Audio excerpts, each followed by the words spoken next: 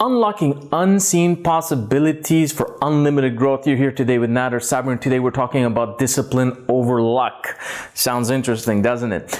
Well, what this is all about is that I believe in luck, and I think we all, in some one way or the other, always believe in luck. And one of the most amazing observations that I've always made is lotteries, right? Scratch and wins, and all these games that people can play in order to see their luck. Of course, they're all games of chance, not games of skill. And it's interesting because the one common emotion that I see, although it may look like initially greed, but it's the idea of hope, right? There's a hope that something might come through, right? Now, it's brilliant to have hope, and I believe in order for any possibility to open up, you must always have hope driven by some belief that at the end that there is some positive result or outcome, and that's what drives you to do it, right? The issue, though, is that I believe that the harder you work, the more lucky you get. This is a famous quote, I think, by Jefferson or Lincoln. I can't quite recall, but it always said, the harder you work, the more luck you have, the more lucky I feel. And that's absolutely it. And the principle behind this is something which is called the law of averages. And the law of averages essentially is a mathematical formula that proves that the more times you actually try something, the more likely the outcome is to go towards the direction that you'd want it to do. So there was a very famous analogy I used to give in a lot of the training I do.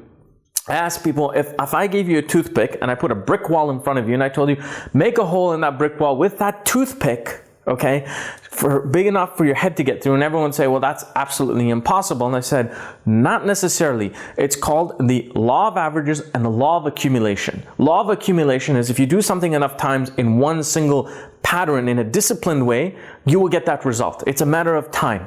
And the law of averages is also about enough possibilities. It's about doing something enough times that you will actually hit the result, right? So you accumulate a consistency, which is discipline, right? And the law of averages proves that statistically over time, if you try enough, you will actually reach the possibility you're looking for.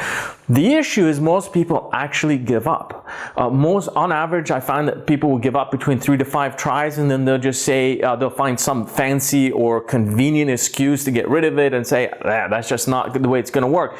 The last company that I had built and sold, our primary, flagship product took 139 prototypes.